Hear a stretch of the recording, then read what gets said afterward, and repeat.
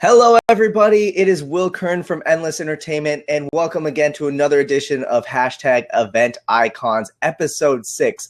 Wow, 6 weeks has gone by super duper quick, and I've just been so excited. Welcome to 2016, and just so excited for a full year working with you guys and getting to bring on some awesome guests this year. For those who are tuning in for the first time, whether live or on the pre-recording, and don't know what quite #EventIcons is all about, this is basically our chance to interact and ask questions of the biggest names in the events industry. So this isn't like a normal podcast where you're only going to hear me talk and you don't have a chance to ask questions. If you're tuned in live right now, you're going to have chances to ask questions live of our guests, and we have a really, really awesome one this week. So if you're watching the recording, you want to tune in every Wednesday, 5 p.m. Eastern, right here on Blab. Really awesome platform. There's links all inside the show notes. So if you need to get tuned in, we'd love to see you here. And by being live, you get to ask questions. So if you are tuned in right now and you want to ask a question, over in the chat pane, well, that way, just go ahead and post your questions. Or if you type /Q and type your question, it goes right into our question panel, and we will be able to answer them right then and right there, and we'd love to answer your questions. So super, super exciting. Also, if you got a second, we'd love to get as many people in here as possible. If on the left-hand side, that side, click on the tweet and Facebook post, share this with your friends, get everybody in here. We want to get a huge audience going, so please, please, please share this with your friends, and we'd love to have them. So I'm going to stop talking because we have an absolutely awesome guest this week. I am just so excited for this because I've been just such a fanboy over BizBash for such a long time. In the house, we have Mr. David Adler, who is the CEO and founder of BizBash. So some people know who BizBash is, and if you don't know who BizBash is, they are literally the largest media property in the B2B event industry space. Basically, they have, to give an idea how many people go to their website, last year, 2.2 million, that's with an M, unique sessions on their website. Awesome. Like, that means that just tons of people are going to this website. They've become like the go-to resource for everything events industry related, literally covering everything from the Grammys to, experimental stuff at South by Southwest and in between. Really, really awesome. David actually got his start in media really, really early. Similar to myself, we had the entrepreneurial itch. At age 21, he started his own magazine called the Washington Dossier. And the Dossier was basically a magazine to cover everything from power, politics, entertainment, kind of like the behind the scenes in Washington, D.C. at the nation's capital. Really, really cool. I was watching an awesome interview with when he first started the magazine, and just so cool to see how his mind was thinking at such a media level. So not only being named as one of the largest names in the events industry for media sake, BizBash is not only the physical website, but they also do events on their own as well now, BizBash Live, et cetera, but also really exciting as well, and I'm going to pick his brain about this, is they have their own new podcast called GatherGeeks, which I'm just a huge fan of. So I can't delay anymore. Welcome the man, the myth, the legend, Mr. David Adler. Thank you so much for joining us, David. And hopefully this works. Literally just such a huge honor to have you here today. And hopefully the camera and audio work as well. Sometimes. And that's what we get for doing a live show. Here we go. Try this again. See if this works. So I usually click the accept button while I'm doing the bio, but I totally forgot today. So the wonders and joys of doing everything live. Sometimes it takes a couple seconds for it to go through. So we'll give it a second. So fun fact for those who do not know, BizBash actually used to be a physical magazine as well. I believe you guys don't circulate the magazine anymore. Hopefully David will be able to clarify on that one. But watching the transition from the old media to the new media has been really, really exciting as well, and having to do their own events. David, I'm going to try kicking you off real quick and try refreshing and coming back in, and we'll see if we get that to work. So yeah, that's the joys of doing this show live. Sometimes things work and sometimes they do not. So, a wonderful day today in 2016. Thank you so much for joining us, Will Smith. You have a great first name. Oh, here we go. Awesome. Fantastic. Well, thank you so much for joining us, David. We did it. The technical side finally worked. Awesome. Well, again, thank you so much for joining us, Never David. I supposed to know you're work, right? super duper busy, so we really My appreciate you pleasure. being here. Awesome. So, hey, I want to jump into like the story of how this kind of all started. And, I watched the interview and got to know a little bit about, the man behind the legend of BizBash and everything like that. But I know that a bunch of people are curious, how you got involved in the media, because obviously I mentioned the Dossier. Was that your first ever kind of experience in the media? Yeah, the first month after I graduated college, my dad had an ad agency in Washington, D.C., and I kind of didn't want to go in the ad world, and I ended up coming up with this idea to create a magazine for Washington Society in 1975, which is a long time ago, right when it's sort of the 60s had just ended, and it was like the beginning of this new era, and started the Society magazine, where I spent about 14 years going to cocktail parties every night and meeting politicians and senators and congressmen, and all they talked about were events, because the one thing about politicians, their number one skill is an event organizer because of what they do. And it was really interesting to learn about it. So I would hear all these famous people telling me about the behind the scenes of events. So I got really interested in that. And after I sold my magazine, I ended up becoming head of corporate communications for two large corporations, one Prime Media and one Macmillan, and we're spending millions and millions of dollars on events. So during that period, we found that there was really no marketplace. You called like the blue-haired ladies that knew how to do events, and you asked them who did they use, and so we basically created a marketplace. And then this thing like the internet came up, and we thought, oh my God, this is really an interesting way to create a marketplace. So we were one of the first marketplaces in the event industry back 16 years ago, and we would send reporters out and cover events, and we would say who did what at the event. And lo and behold, we created this directory, and it was all open because we actually saw, like, you'd find out who did the flowers and who did the AV and who did this and who did that. And we created a contextualized database where we reported on an event and we said who did what. So slowly over the last 16 years, we've built a following to over 200,000 monthly users who rely on us to peek over the fence to see what other people are doing. So what I like to say is that we've helped raise the bar in the event industry by allowing people to go beyond, the balloons and things like that at events and make it much more sophisticated. Very cool. Very cool. So, I mean, when you were first doing that, was it, were you, because I mean, now you guys have access to like literally every event, right? You guys are talking about the Grammys and like, like all these major events. How did you first start? Was it smaller events and then you kind of grew your way, or did you get like a big break with one of these big events? No, we always covered big events because event people are always behind the scenes. So we gave them the opportunity to be in front of the camera for once and to get the recognition that they deserve. Because events are much more important than what people think. And so what we're trying to do is show people how important it is. Now, if you notice, I used to say that we were always sitting at the children's table for Thanksgiving in the event industry. Yeah. And now we are really at the big boy table. And now events are the centerpiece of marketing campaigns and every type of venture that you can get into now. So people are taking it much more seriously. And so we've ridden that wave where event marketing is becoming more important, connecting people so that they actually like talk to each other is like more important than ever.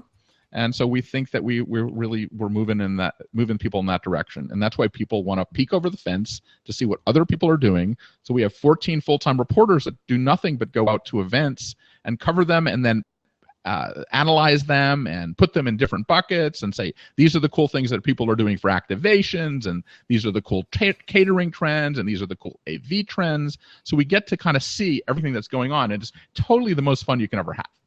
It's really fantastic. I was gonna say, I think one of the reasons why we work in events is that we all love events so much. So I mean, you guys literally get to go to them, so that's super exciting. I was gonna say, what would you say? You've seen a ton of events across the world, basically. What is one of your favorite events you've ever been to, or that you've seen to experience on the vendor side, or anything like that? Say that again. You just actually. I only heard half of what your comment was. It's okay. It's all good. No worries. What's your favorite event you've ever been to or participated in? I think the most exciting event I have been at. Let's see. This is it's a political event, so it will be I will be showing my stripes a little bit. But so I hope everyone doesn't mind. It's not meant to be We will forgive any you. position. But I did go to Obama the night before Obama was inaugurated. I went to an event at the museum in Washington, D.C. that had this countdown clock until he was like officially going to be the day he was inaugurated. That was done so well with every major star in the world, which this guy David Stark, who was the designer, made a Mac computer about 100 feet tall and showed it on the screen and with a countdown clock, and the whole room went crazy. It was New Year's Eve and Mardi Gras and everything else in one. And it was really, I mean, it was like that moment when the potential was there before you have to actually prove anything. So it's a great time. It's like it's the high point of any presidential term, the minute before you get in. So that was really exciting. I mean, I love all the ceremonial stuff. I love things like I've seen like what they do at Dreamforce, where they've taken training and made it cool as all get out. I love things like Summit Series, where they take 850 people on an intellectual safari in the woods. I love that kind of stuff, that it's getting so sophisticated. It is just to watch people create experiences, to me now, is the most exciting thing I can see. Absolutely. I mean, because you've seen the evolution, right? Before there was so much technology involved in everything as well. Like you're saying that, like probably at, we look at years ago at a presidential inauguration, they probably would have had a giant screen with the countdown and everything like that, making it almost feel a little bit like New Year's. Well, the interesting thing, I just had these guys that did Budweiser's whatever USA program. Yeah. And they talk about how what was the most important day in the world was it 7/30/07? What was that? The date the iPhone came out? Yeah. Because that was the birth of story making. And story making and social activations and social media really made it so finally there are budgets for event organizers, because it's no longer about the 30 people in the room or the 1,000 people in the room. It's about the thousands of people that are talking to the people that are in the room. And so that really was the turning point in the event industry that actually gave social media kind of its sophistication. Interesting. Very interesting. Do you think that, some people think that, for example, technology, social media and everything like that. I know on your podcast a little while ago, you guys talked a little bit about millennials and how that's affecting the industry. Do you think that technology and that kind of changing mentality has helped events or hurt events? Because, we've gone from... Helped 100%. 100%.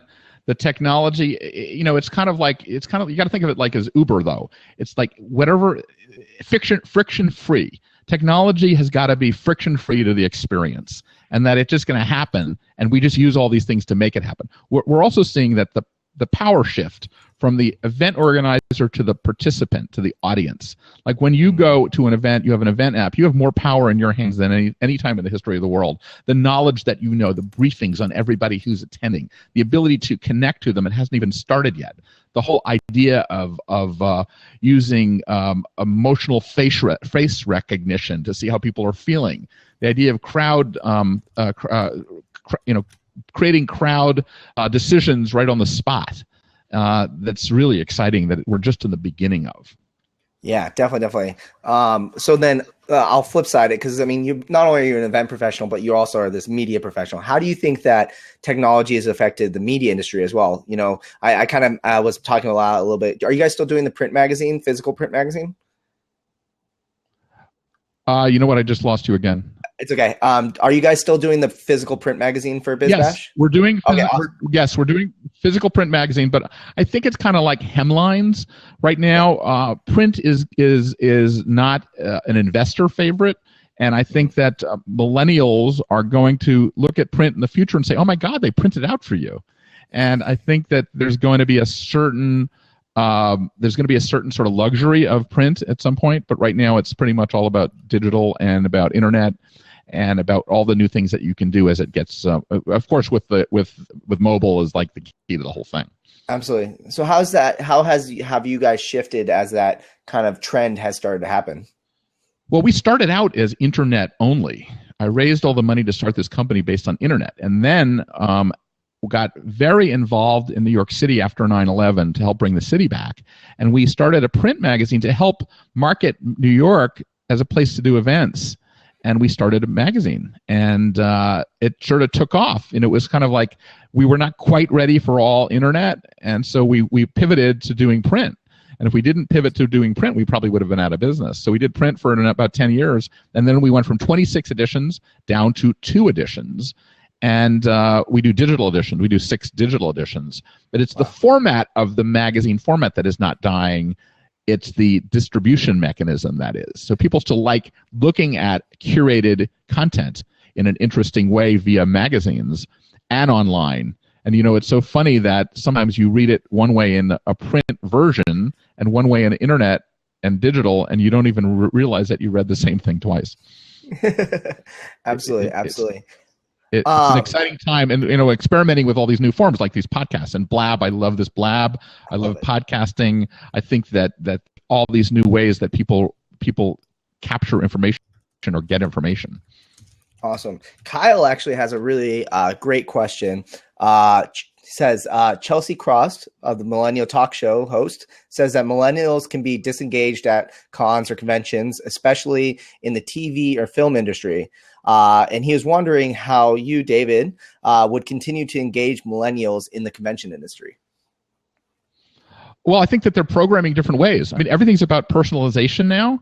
And so everyone is under pressure to create content that actually makes them want to look up from their computers and their smartphones and participate in different ways. It's putting challenges. I think that there's going to be a huge shift. Why is it at Dreamforce they're getting millennials to pay attention?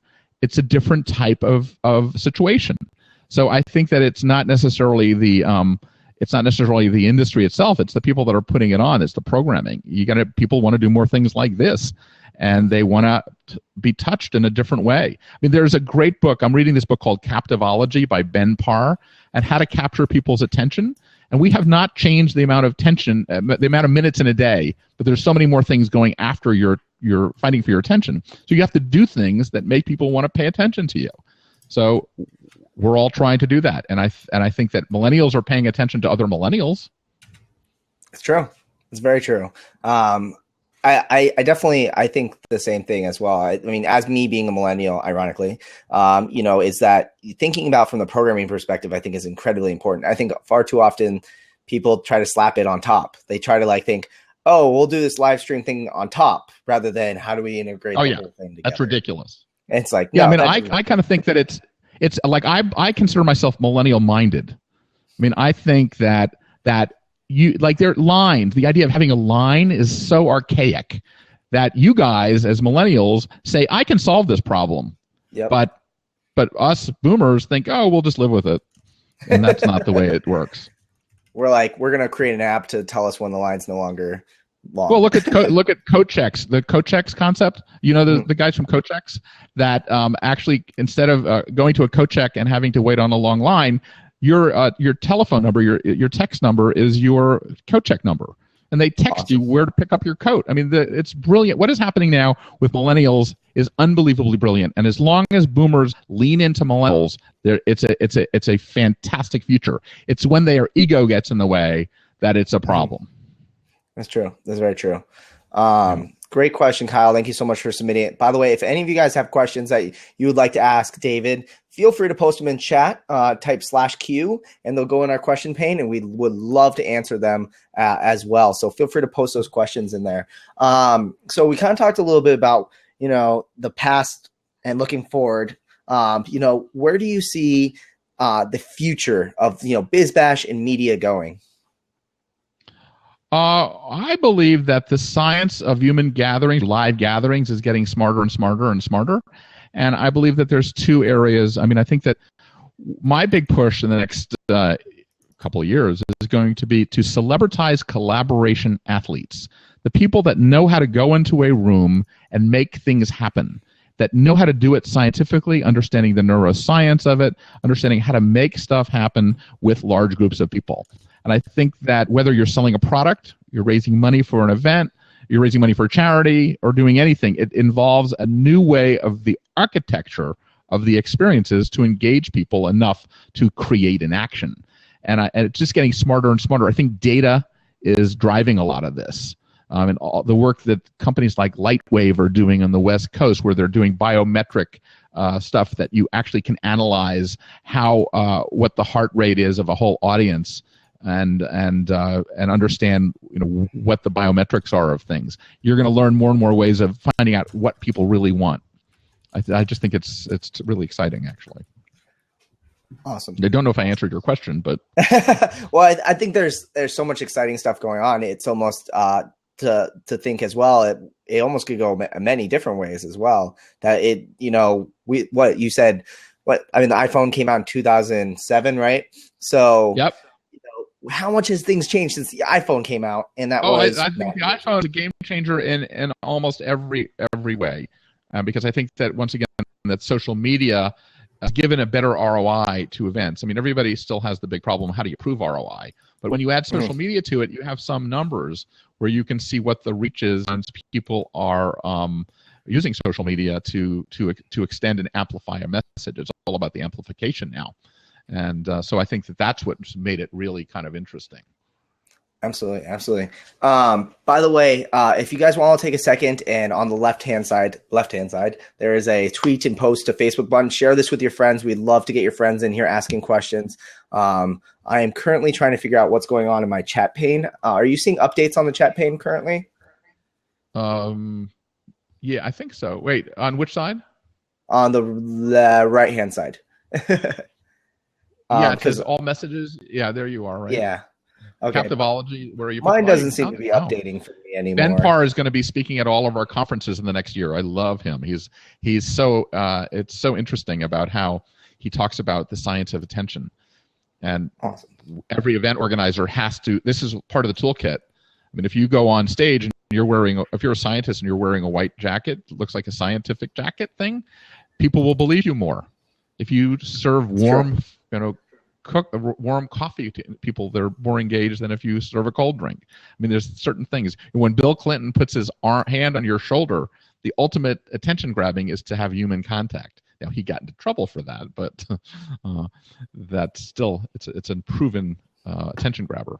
There you are. Definitely. Yeah. Sorry, I had to refresh to get my thing working again for us. Yeah, I think there's yeah, I agree 100%. Sorry, I had refresh for a quick split second. Yeah, I agree with Kyle on the things like with PAX and SDCC. They're obviously engaging millennials really, really well in the chat. What's your opinion of some of these? We went from conventions used to be, I'm guessing. The history way better than I do. I'm a young buck. With these conventions are growing so fast and getting so big. Is there a point where you see a trend of conventions like Comic-Cons and gaming conferences no longer being popular? I think what'll happen is that they're going to split off into subsections, which is what normally happens. This is the same thing that happened at the turn of the century. At the turn of the last century, where the automobile business was completely crazy, and all these new startups were car companies and electrical things, and it just split off. So you'll see all sorts of new events that'll pop up out of the old events. And I also think I've been studying this other thing about parasocial relationships. Have you heard of this? No. Parasocial relationships. It's why are you so intimately involved with your YouTube stars, and why is Digitour? Digitour is a YouTube sort of, they're filling up stadiums all around the world. Comic-Con is filling up stadiums all around the world because you're actually friendly with your fictional characters, and the YouTube stars that get 10 million people that are watching them are basically fictional but real to many people. People think them. One of the things I think that why Trump is doing so well is because he has got these parasocial relationships with so many people that he's their friend, and whatever he says, they'll just let it go because, he's just my friend and I know him. Look at all the other superstars that are now connecting directly. You think you have a friendship with them. Now, events are also trying to do that. Comic-Con is your friend. And so is Digitour, and so is TED, and so is Sales Dreamforce. So that's the big thing that's changing, in that you're creating these become bigger than life friends of yours, these love brands. I mean, BizBash is like that for a lot of people. They love the concept of BizBash because it connects to their industry. And they're thirsty for connectivity and connections, even if it's not real. Interesting. Very interesting. It's really interesting. And I think that's the future of why events, that's the holy grail for events, is to want to create parasocial relationships with their attendees so that it is bigger than them. Yeah, I was going to say, it's like true brand loyalty. I mean, like you look at, gosh, what's it called? I am just completely blanking on the show. VidCon. So it's a convention in Anaheim that literally all they do is bring YouTube stars, and it sells out, and it's huge. It's like a Comic-Con for YouTube. And people go crazy. Wait in line for YouTube stars. You know that Lollapalooza is hitting its 25th anniversary this year? Wow. And these conferences are morphing all together. That it became one of the largest revenue sources for the Hilton hotels. Years ago, nobody even thought about that as a driver of revenue for the top level hotels. And so the fact that the YouTube stars are filling up stadiums means it's an economic driver. And that it's we're rethinking everything. So when you say how could you get conferences and conventions to change? We have to, if you had YouTube stars, let's say, coming to these conferences, people are going to want to listen to them because their parasocial relationships are formed with them. I mean, your favorite TV show, you have a parasocial relationship with, too. I happen to like all the characters on Downton Abbey. It's kind of cool. But I don't know them. I met them once at the State Department at an event. It was like, oh my God, I'm meeting you. Yeah. I didn't, it was, and you see that. Yeah, like you're building a parasocial relationship with your viewers. People, you're likable, and you're sharing things that you would not share with your best friends in many cases. That's true. That's very true. So it's a kind of creepy thing on the other end. Like Taylor Swift, I mean, she has got this parasocial relationship down cold, and she goes out and buys gifts for her attendees, for her fans, and they think they love her. Like Oprah's giving people things under their chair. You get one, you get one, you get one. It's just a different take. I have a different take on what events are about, and that's what events really make it so you actually have human contact. There's another great book out that I love called Social Physics: How Ideas Flow, and that is about how it's all about the conversations that you're curating. I believe that events are no longer about how many people attend, but how many conversations that you're creating based on attending an event.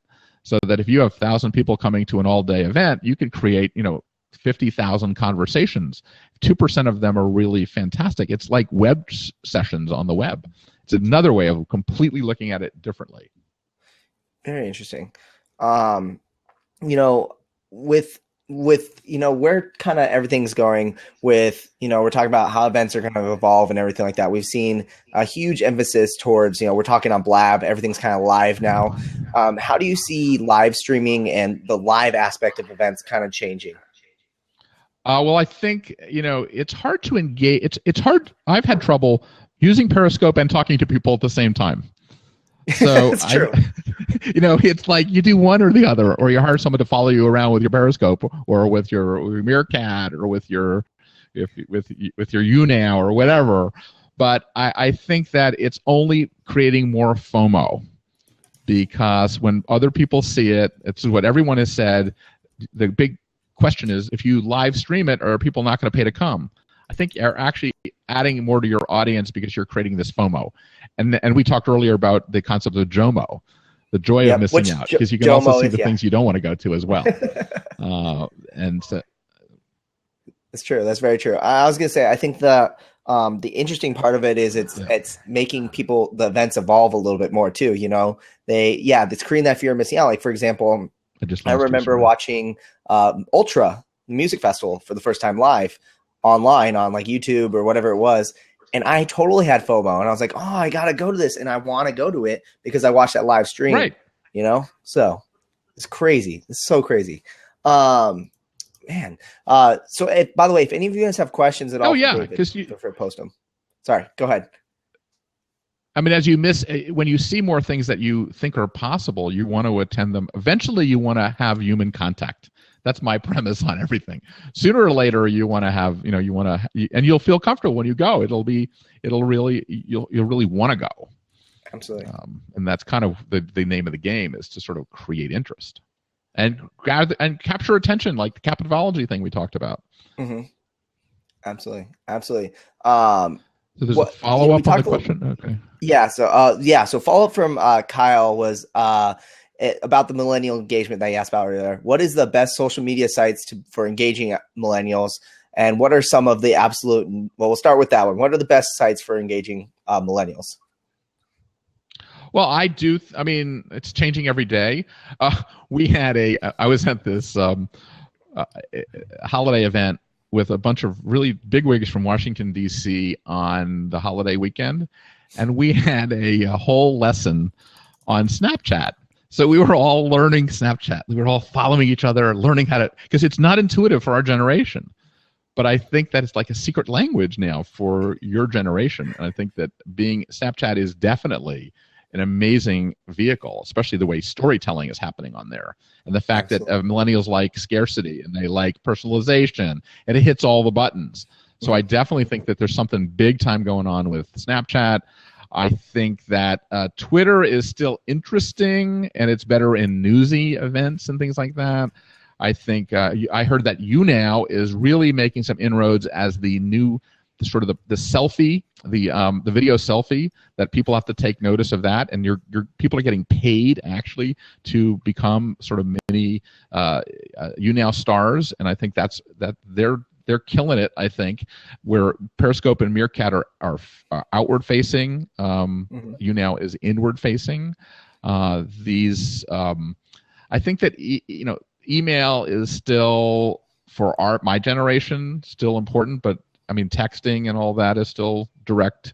I think WhatsApp is also all these. I mean, being sort of agnostic and knowing them all is the job of anybody who is in millennial minded like me, and really understanding it, and also learning the language of video editing. I mean, I'm a Final Cut. I mean, and all those. I like to learn all that because the new language is how do you do it video, and how do you cut something down to 30 seconds that's someone's spending an hour deciding how to talk about something. You can always bring it down to like really short sound bites. I think that one of the languages and the platforms for millennials is also to talk in sound bites in many ways.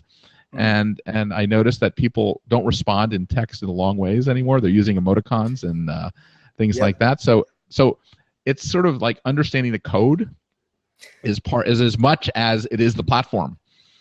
And that's why we're sitting there trying to crack the code on Snapchat. You should have seen a bunch of like 50-year-olds all taking lessons from one of the top guys in government. Literally, we were learning how to like, okay, you follow me. No, I don't know how this works. And can you, and our kids are all using this and we're trying to figure out how to do it. It was so funny. It was. So wait, you press it, hold it, it shoots a video? What? Yeah. And what do you write these big words on it? It was like a far, but it's not intuitive to boomers. Yeah, absolutely. But it's so interesting, and it will be once you do it. But I mean, the no-nos. I think the idea of pitching yourself, promoting too hard, people don't want. It's no longer sell and tell. It's ask and engage, and that is the only way. I mean, that's why being the CEO of a company is like the worst job ever now. Because in the old days, you can boss people around. There's no such thing as the boss anymore. Everybody has their comments, and the smartest way to do it is to lean into what they have to say and get feedback. And and they talk about political correctness. There is civility, I think, that you have to have in dealing with people in groups, and that's where you'll get one group that will get outraged because it's so over the top, not politically correct, or it's just offensive. I mean, the level of offensive bar has gone up. So I think that on both sides. So as an event organizer, you have to really have your finger on the trigger, so to speak, in terms of how far to go and how not to go. I guess the tiller is the right analogy on a sailboat or something. But also the one thing I have seen though, this is not a platform, but when I did my focus group in San Francisco with all these people from like Google and Twitter and all, their events have interesting catering concepts. The workspaces are so cool, they have to make their events cooler than their workspaces. So there's these virtual kitchens that they create. Virtual kitchens, where they have little mini kitchens all over the event. You can just open the refrigerator and you can pull out a candy bar or soda, anything you want. And it's a different type of catering. Twitter has these things where they do 140-second tastings, where you can go from one station to the next with 140 seconds tastings. It's so interesting to see how everything is different in different cities too. But at the same time, it's still all about capturing people's attention, letting them talk, personalizing things, and not being overtly salesy. And also, in my day, the cause marketing was nice to do. Now it's a must to do. People want to have a purpose, and everything has to be purposeful. Like my purpose is to celebritize collaboration athletes. That's what I'm going to be doing for the next 20, 30 years, because I think that once we have collaboration athletes that are higher levels, then people will take them more seriously, and they'll be able to walk into a room and make things happen. Awesome. That's my soapbox.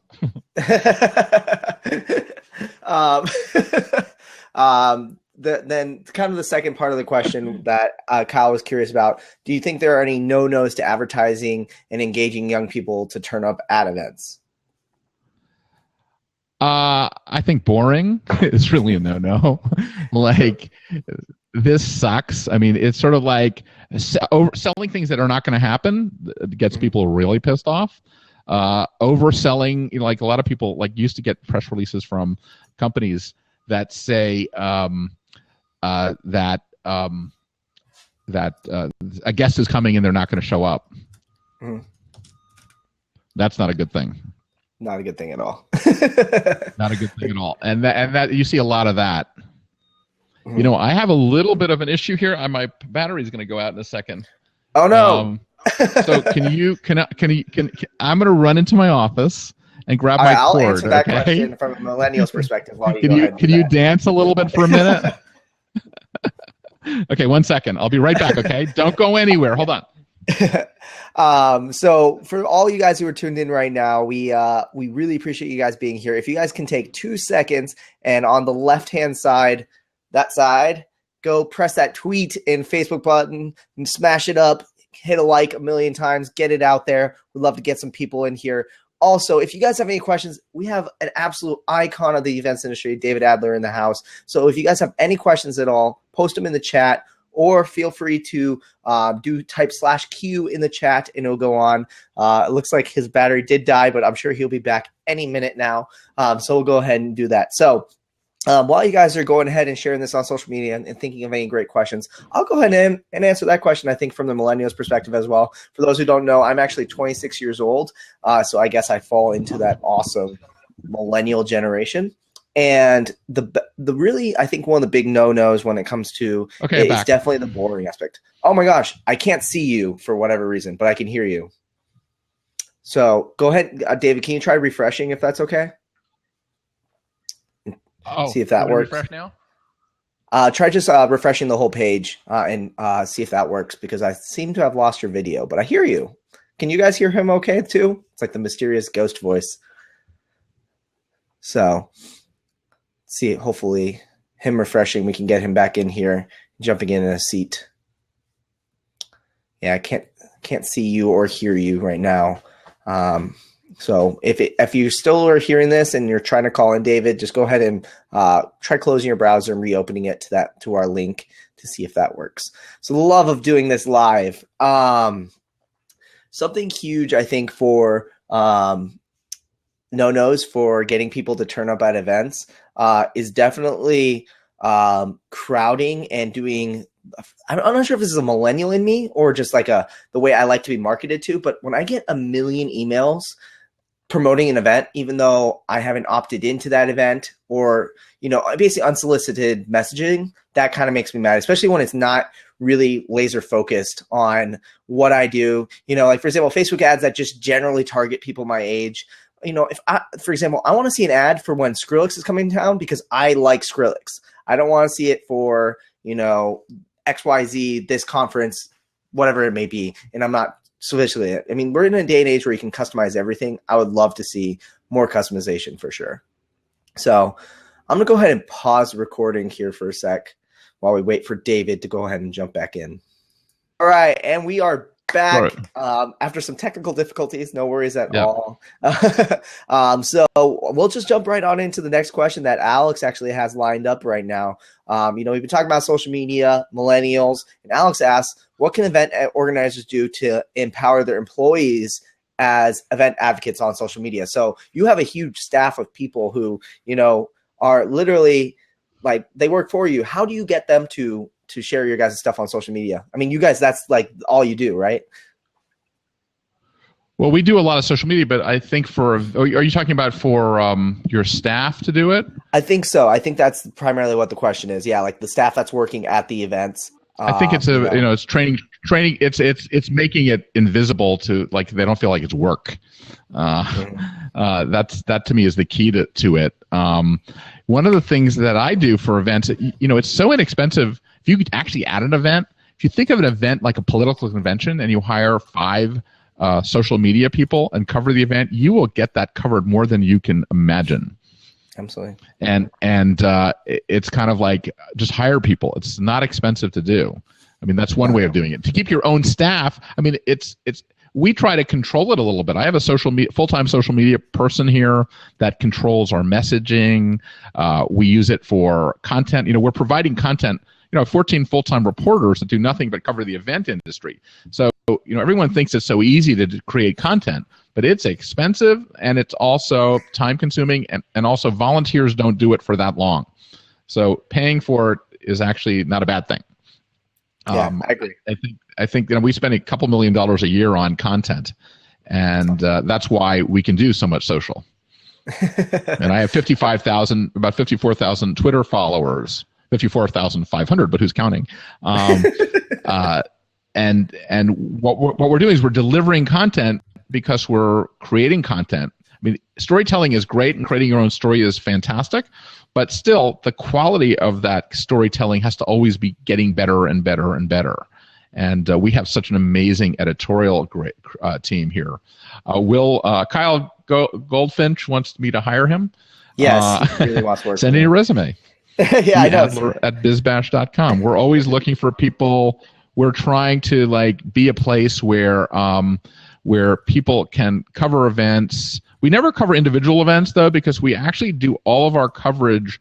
We see how many people look at a story, and we don't cover individual small events. We try and put them all together and bulk them in trends, so that we know what's going to happen in activation. Oh no. And he's gone. So David, you disappeared. Oh, there we go. Okay, we're going to get you back in here. We are just having a whole struggle bus of technical issues today. Okay, I'm back. Yeah, and you're back. Okay. Good. I don't know what's going on here. It's all good. New York, it's cold. It's the cold weather. The pipes are freezing everywhere. The internet pipes are cold. Or they're too wet in California or something. Absolutely. I was going to say, so I hear Crowd Mics is here. That's an example of amazing technology that's going on. Yep. In terms of innovation in this industry. I mean, we were really in such an exciting time for innovation, and we report on companies like Crowd Mics, and we're getting thousands and thousands of people interested in that topic. So we want to encourage that. We're starting something new called livegatheringtools.com, which is all about event technology and a virtual trade show format, and mostly for the enterprise side. And we're trying to showcase all of the content in a neighborhood. So the biggest thing event organizers don't understand is what goes with what right now, because we're in a very confusing period. Like, what technology really connects with what? Everyone's eyes glaze over. And that's what we're trying to, we're still in a period of extreme education. I think it's fair to say. Absolutely. Looks like Sean from Crowd Mics is actually here, and I think he called in. I can hear you. I can't see you right now. Can you see him, David? What? Can you see Sean from CrowdMics? I can't see you, but I see me. Oh gosh, we're having all kinds of technical issues here on Blab today. We're. Do you want me to? I know it says that Sean. It says that David is Sean right now. No worries at all. Here I'm gonna try. David, you still there? I think we lost David. Wow, we are. This is Blab for you guys. Still in beta. It is going all kinds of crazy right now. I'm gonna pause the recording. I don't know if it's my hardwire that I don't know. I'm on. Or maybe it's just New York. I'm in downtown Manhattan. It might be that I'm in Phoenix. Who knows? That's one of the exciting things about doing everything on Blab today. Is it's definitely still in beta. Everything's still getting figured out. But huge shout out to Josh. Yeah, it'll get better. It'll get better. Definitely. Yeah, this is great. So I think it is a sign for us to slowly start wrapping up, though. So I want to kind of end on two questions for you. So the first question I have for you is, if you had one tip, what would your tip be for planners to make their planning process easier? Wait, guess what? I didn't hear that. What if you had to pick one tip or one suggestion or one piece of advice for planners? What would you advise them to make their planning process easier? Well, besides always subscribing to BizBash, it actually it's not too far. I think that what I've learned is building your intellectual capital, always being on top of what's going on, because it's moving so fast that talking to people, seeing what's going on out there, being up on the neuroscience of events, being up on the technical aspects, on the operations, on the event marketing, it is moving so fast. The interesting thing is that everyone is the old event organizers are losing out to the people that are studying what's going on, and you get so far behind the curve. As I said, I'm trying to be the most progressive 62-year-old in the history of the event industry, and I'm trying to make it so that people really understand and what's effective. I don't know if that answers your question, but that's my attempt. I think I may have lost you or no? You're good. I still hear you and see you. Will? So you're doing good. Can you still see me and hear me? Are you there? Oh, no. Dude, he lost. Can anybody hear me? He lost me. Will? I can basically barely hear you. You can barely hear me? Can you hear me? It's like you're in the underwater. Oh, no. That's never good. It's like you've been waterboarded. Oh, God. I can hear you there a little bit more. Okay, it's a little bit better now. I lost you on video, so can you guys still see David okay, or do we lose him? Gilberting. So okay, you want me to refresh one more time? Can you hear me? All right, and we're back one more time. We are making this happen. Thank God for Blab help. So the last question that I have for you, David, is do you have any favorite resources or anything like that you want to share with the audience? You've mentioned some great books already. Should people check out? I just lost your last voice. Any favorite resources? I lost the punchline. Resources besides CrowdMics, of course. Of course. Yeah. I can't hear you. Yeah. How about now? Yeah, I can. Can you hear me now? You can hear me now?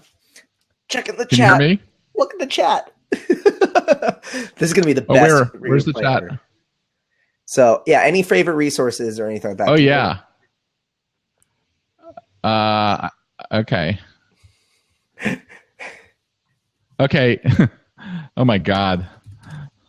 Thank God we're in beta. Can you hear me? Yeah. Man, this is really crazy. Can you hear me now? Yeah, I can hear you. I can hear you perfectly. Can you hear me? Last question, or what was the last question? Okay, great. Give me a hint of what you want me to talk about. I can't hear you. Maybe you can... I think you said something about Power Employees Event Advocates on social media. I saw that one. Like you want tips into. I mean, I look at this new facial recognition stuff that's going on. I think that's really interesting. I think the whole idea of biometric crowd. What is it called? Crowd shaping, I think, is the greatest word, where you can figure out things that are going on in real time at your event. like Lightwave has this great thing where you can actually measure how people are dancing, and you can check the energy. And we lost him again. Yeah. I guess there's sympathy pops. Poor David. Can you hear me? Yeah, can you hear me? Damn, this is crazy. Oh no. Wow. Oh gosh. Good old Blab.